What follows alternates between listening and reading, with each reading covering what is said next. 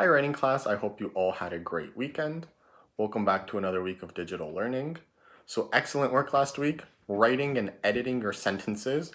Great job remembering to add in your commas, add in your punctuation, add in your quotation marks, and fixing up any unclear words in your sentences. Also, great job when writing your stories. For the most part, you guys were checking over all of your work. You were remembering to put in your quotation marks. You were indenting your paragraphs. But one thing I noticed is that we were forgetting to start a new paragraph each time a new person spoke. Remember, each time a new person speaks in your story, we have to start a new paragraph. So let's look at today's lesson. For today's class, we're going to be looking at lesson 37, parts A, B, C, and D. So let's get started.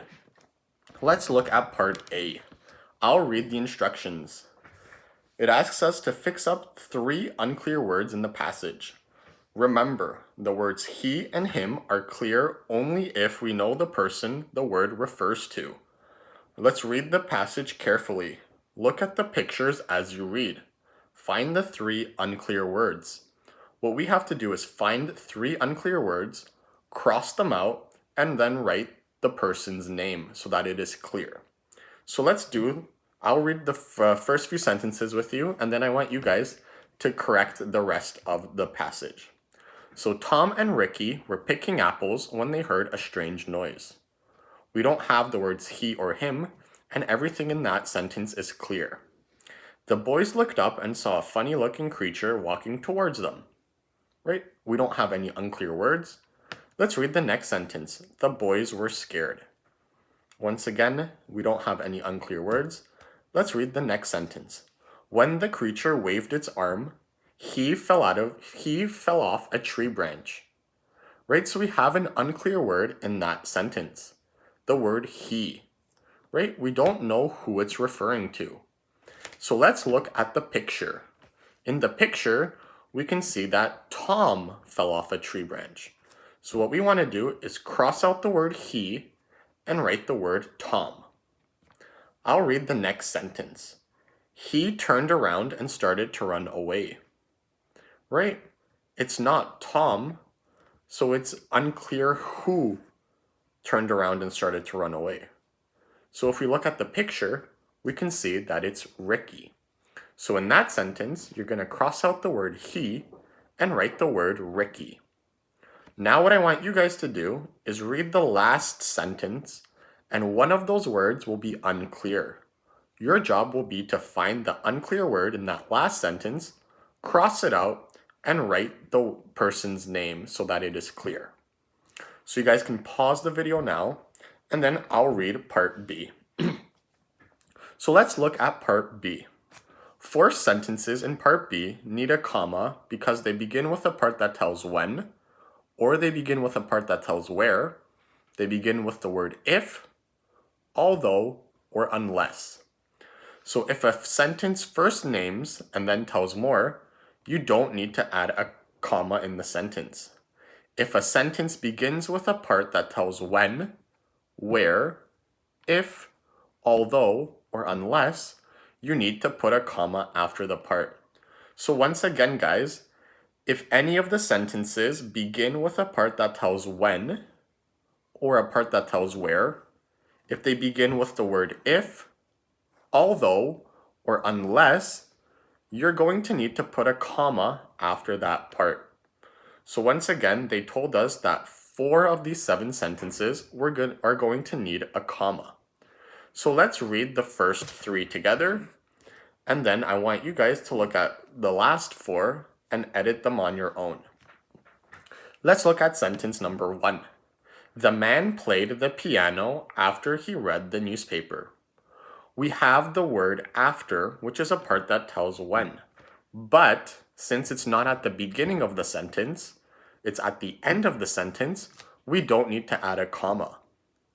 So for sentence number 1, we don't need to add any commas. Let's look at sentence number 2. Sentence number 2 says, if she is late, she will miss the bus. Right? Let's look at the first word. The first word is the word if. So that's one of the words that we need to put a comma. So since that sentence began with the word if, right after if she is late, comma, we're going to have to add the comma, she will miss the bus. So for sentence 2, we had to add the comma after the word late. And let's look at number 3. So sentence number 3 says, near the edge of the river, the road got bumpy. We don't have the word unless, although, or if. We don't have a part that tells when, but we do have a part that tells where, right? So where did the road get bumpy? Near the edge of the river. So since the part that tells where is at the beginning of the sentence, for number 3, we're going to have to add a comma. So I'll read the sentence and I'll place the comma where it should be. So sentence number 3 should say, near the edge of the river, comma, the road got bumpy. So now what I want you guys to do is look at sentences 4, 5, 6, and 7, and 2 of those sentences will need to have a comma. So once again, read through them carefully and see if any of the sentences begin with a part that tells when, where, if, although, or unless, you're going to need to add a comma. So you can pause the video now, and then I'll see you guys in part C. So welcome back to part C. The instructions tell us that the writer used the word but to combine sentences 3 times in this passage. However, the writer forgot to put a comma in front of the word but. Your job is to put in the missing commas. Remember, the comma goes just before the word but. So the comma will not go after the word, but before the word. So read the story, and anytime you see the word but, you're going to have to put a comma right before that word. So you can pause the video now, and then I'll see you guys in part D. So welcome back to part D. This will be our final part for today's lesson. I'll read the instructions. In each part, a person says 2 things. Your job is to put in the missing punctuation marks. So let's look at number 1. For number 1, we're going to have to add either a missing comma, a missing question mark, and then since these are exact words that somebody is saying, we're going to need to add our quotation marks. So in part 1, it says, why are you so happy? His dad asked. Did your team